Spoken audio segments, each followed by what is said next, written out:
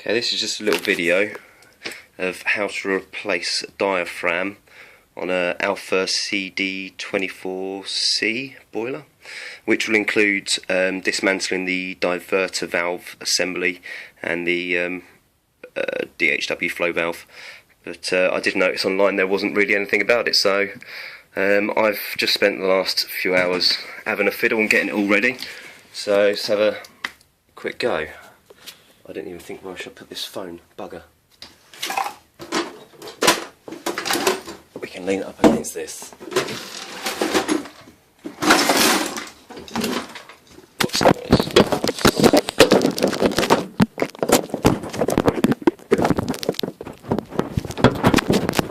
Somehow. Didn't quite think this bit through.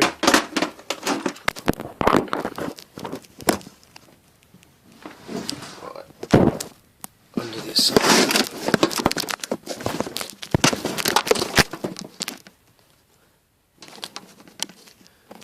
Cool. Right, obviously, don't try this at home, sort of thing. Go get yourself a local plumber if you don't know what you're doing. If you don't know how to take the cover off your boiler, you shouldn't be doing this. Yeah.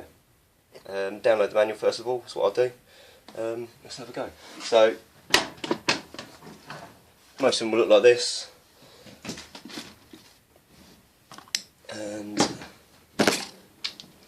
so you have two screws, one here, one here. As I say, if you don't have to take your cover off, you shouldn't be doing this.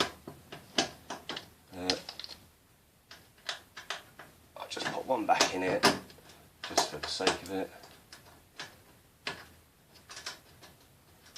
Why am I doing this one with the drawer right next to me? Don't know.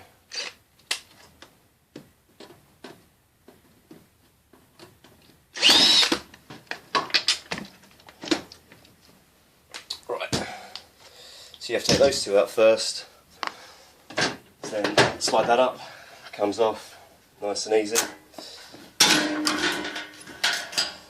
There's also a couple of screws that holds these in, just down here. I've already taken them off. Again, these just come up, both sides. You want to take one of the sides off, just to make your life a little bit easier, to be honest. Just taking a couple of screws.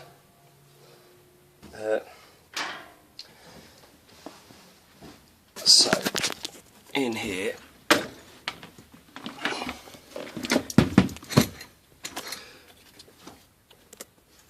if you can see, you've got the diverter flow valve jobbing. Right, I've left this one off because I am actually replacing this pipe at the same time at the moment. So, bit of light in it. Yeah. First things first, I undid this one. As I say, I am actually currently replacing this pipe. You won't want to move that at all. That should connect up to, oh god, something else. But for me, my purposes, I can move this pipe at the moment. You don't want to do that at all. Right, you want to move your, this is your flow valve sensor switch. This is the first thing I actually replaced, thinking that was what the issue was. It wasn't. And you'll also have, yep, these two should be connected onto here. I've actually put a little bit of tape on one of them just so I can remember which order they go back in. So, otherwise, yeah, you'll be standing there going scratching red. Right, make sure you've turned off all your water and stuff underneath. I forgot to say that. You need to make sure your mains is off, your electric is off. It's mine over there. Make sure you turn the gas off downstairs. You make sure you turned off, yeah, the cold water coming in. There's also, get right down here, oh, poor torch. So just down here, you've got that one. That's the circulation, central heating circulation.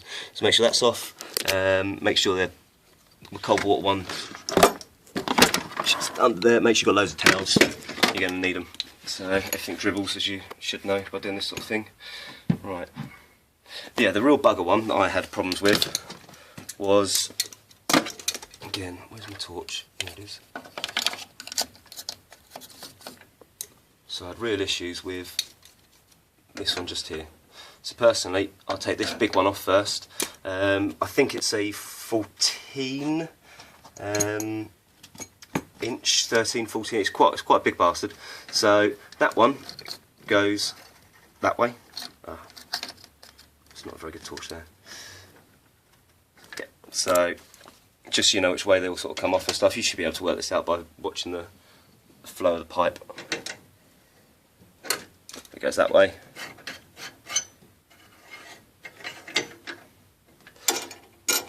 Then you got these two. Right, again, these are weird. That one, you see, goes that way.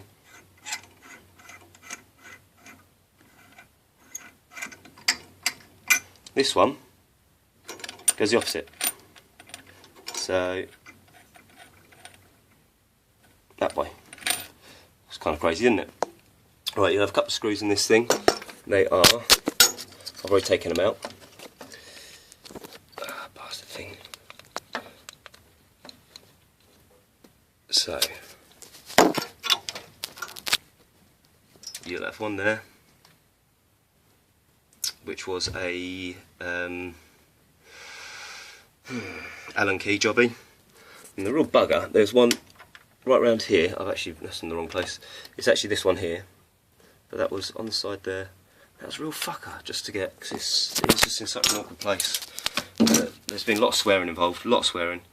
But yeah, once you've got all these undone and off, so you can then basically, with a bit of swearing again, brute force and ignorance, not quite, make sure you don't damage anything, but twist it out sort of, I'll put it back over here, so it's a two-handed job, because this bit, it's not screwed in or anything, it'll just pop out. I can swear at it. So I'm trying not to hit the, whatever it's called.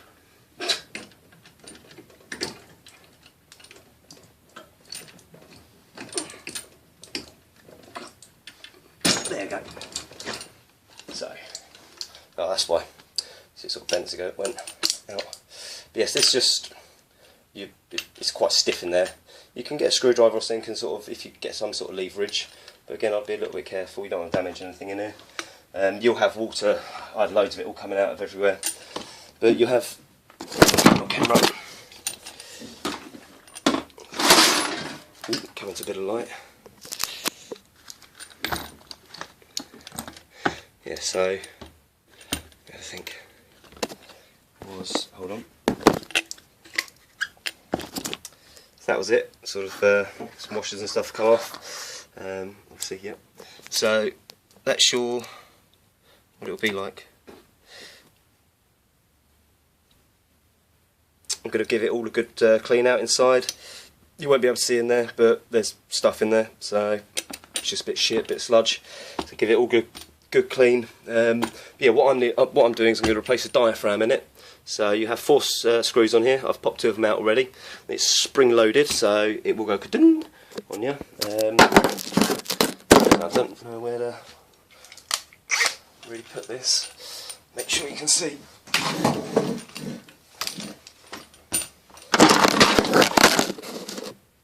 I'm all for videos, but as I say, I'll try and search YouTube and stuff, and Google. There's nothing. So I'm just going to pop it off with a drill, just because I'm crazy. But as I say, yeah, don't try this unless you know what you're doing. To be honest with you, because you'll end up making leaks and hurting yourself. I'm holding this very tightly, by the way, very tightly, because when I first opened it, it went flying apart. There's the big ass spring. This is the diaphragm. I've not actually been inside it yet, so this is all a bit of a surprise for me. Wow, that looks amazing.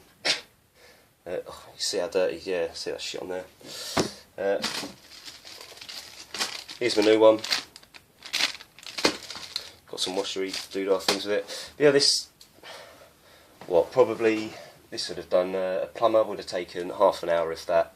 It's taken me a few hours just because, it's not that I don't know what I'm doing, but yeah, I didn't know sort of what order to undo the bolts and things on, even following the manual. So, but we're going to replace that and see what happens, and hopefully it all works. And it's where I've had intermittent hot water. I think the thermostat's sort of on the way out as well, but that's another one for another day. But yes, first thing I did was replace the flow switch here. What I did is I actually popped off this end bit here and connected the two pins that are inside, just with a wire itself, and lo and behold it came on, because what was happening was intermittent hot water, but the central heating seemed to be absolutely fine, and then slowly but surely it's gotten worse and worse.